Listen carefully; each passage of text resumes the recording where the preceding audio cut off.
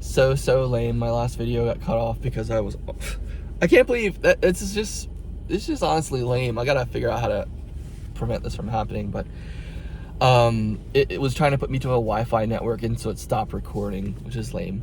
But anyway, back to what I was saying here. I want to get down to the gist of what I'm saying, because I want to get this and put it out there and keep it out there. I want you guys to hear me on this, and just hear me out. Here's the thing, okay? If you want to argue tooth and nail about how secure the elections are, what is your point? And I'll tell you what I think the point is and what I know the point is. Basically, the point is, when you're arguing about how secure the elections are, when I mean militantly arguing, like going, you have no right to question us, you have no right to question the integrity of our election system.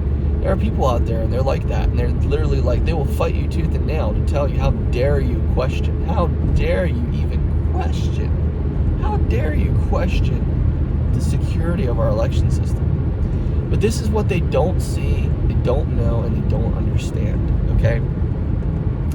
The moment, I'm going to say this phrase, and this is going to paint the picture. Safe is death, okay? Safe is death. Why is safe death? Because when you think you're good, and let's say you get rid of your weapons, you get rid of your military, you get rid of everything, you unlock your doors, everything like that, what happens at some point? What happens when you do all those things? What happens? Someone walks in and takes everything you have,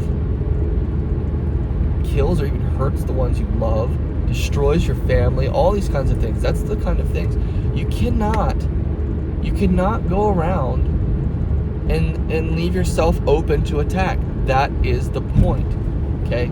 There are laws where it's illegal in places to leave your car unlocked. Why? Because it's inviting thief. It's inviting theft. It's inviting thieves to come and steal. You can't make it easier for people to break the law.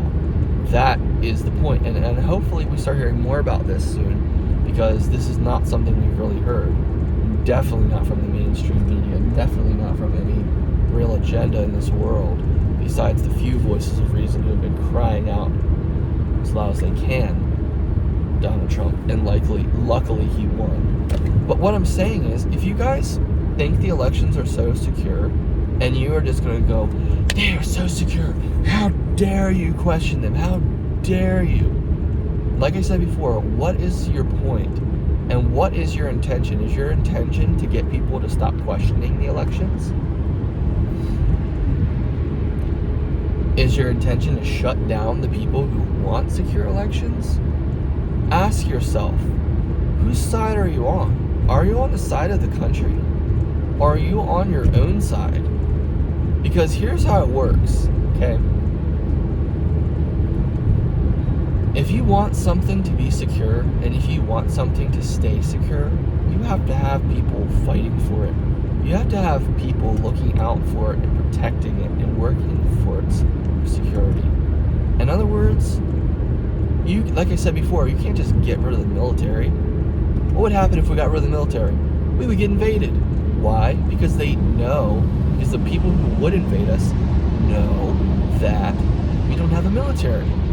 Say, oh wow, hey look, they let the door open for us. Hey, look at them. Hey, look at them. They're saying, hey, come on in. Hey, let's go in there and take everything they got. Okay, let's go for it. That's what they do. So, as soon as people stop fighting for election integrity and stop fighting for election integrity, security in elections, as soon as they stop fighting for that, we're going to have some serious problems. And this is why we've gotten into the problem that we're in the first place, because we got so complacent as a country, United States of America. Oh my gosh, we're so amazing. We are the best country in the world. Nobody can touch us. We're invincible, we said, right? Look what happened to the Titanic. I'm not even trying to be funny, but look at the Titanic. What did they say? God himself can't sink this ship, right? So what happened?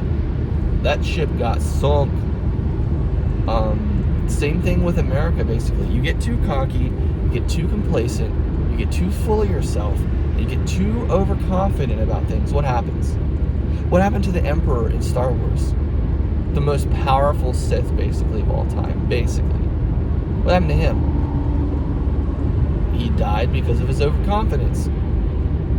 He died because of his lack of foresight, right? He got destroyed by his own apprentice. Like, come on, the very thing he did to his master happened to him. Justly, right? But you guys hear what I'm saying, right? Like, you understand what I'm saying. We can't sit around and act like the elections are secure. It's something you have to constantly work at, right? You can't work out and be like, okay, well, I worked out, so I'm good. I don't have to work out anymore. No, because you will get fat, you will get out of shape, you will blah, blah, blah. You will not stay in shape unless you keep working out. And I'm not saying go crazy and work out until you die, but I am saying that we have to make sure that things are legit. And anyone who stands up and says you can't do that is not on the side of our country, is not on the side of justice and righteousness. Not on the right side. So I'm just trying to point that out, because I know I worked the election system before, and I know that people get so defensive about the elections because of their pride. Unfortunately, that's what it is. I'm not trying to call people prideful. I'm not trying to shame anyone for their pride or anything like that. I'm not saying that at all. But I am saying that when you work and you do a good job, you have pride about the job that you do, right? You should have pride for your job, because you should feel proud about the work that you do and your job. You know, you should feel proud for that. But it gets out of control, and people can't see the forest for the trees, because then they start saying, well, you know, our elections are so secure. I can't believe anyone. I heard this from real people in working the election. I heard them going off. They did not like these poll watchers. They did not like the people who were coming in to make sure things were running correctly. Those people were looked at as the enemy. Let me tell you what. They were looked at as the enemy. Which says what? That says the real enemy is in the election system. A lot of the workers working in the election system, and they don't even realize it. And they're not trying to be, but they are by effect, because they're saying we shouldn't have select. They're saying, how dare you question us? How dare us question you? How dare you question us questioning you? Who do you think you are? You're not perfect. And do you think this election is just like counting money? No. This election is the future of all of our futures. You know what I'm saying? Like, this is so much more important than you probably fathom. So, or than you were thinking about. So, when it comes to questioning the elections, we should question the elections, and anything and any voice, especially from the mainstream media, of course. Which, of course, why would we worry about what they have to say, and why would we ever bow down to them? Don't be intimidated by these people. It's ridiculous. That's what they bank on. They want you to be intimidated. They want you to feel stupid. And they want to make you afraid to question anything they say.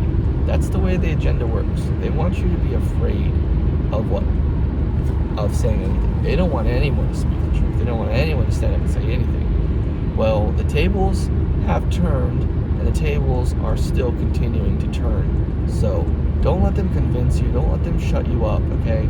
If you see something wrong, say something, you know? I know this is after the election, but this is the point. We cannot let our elections, we cannot let what happened in 2020 happen again. You know, ever, in any way, to any extent. That's why we have to require voter ID.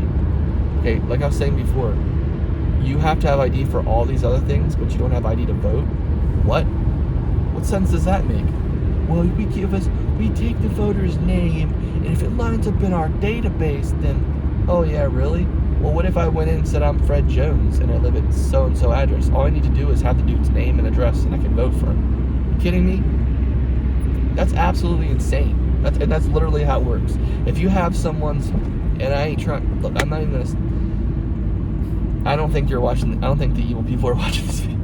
I don't think anyone's gonna take this advice and run the wrong way with it here, but literally all you need to do to steal someone's vote is to take their name and address. Really, like, give me a break. That's my point. And so we can't rely on the system that we have. We have to have a better, stronger system. We have to have voter ID. We have to have things like that, and we have got to we've got to basically spread enough awareness so people realize that you gotta stop fighting people who are questioning the elections, because it's the people who question the elections, it's the people who want more truth. They want more security in our country. That's what we need, you know. So anyway, that's all I'm saying. I'm just trying to say, you know, we have to fight for, we have to improve our election integrity in this country 100%. And if you argue against that, then you're not really arguing for America, is my point. You're actually arguing against America. Because to argue against election integrity argues for election fraud. That's my point. Arguing against election integrity is arguing for election fraud. So, anyway, have a great day, you guys. Thanks for watching.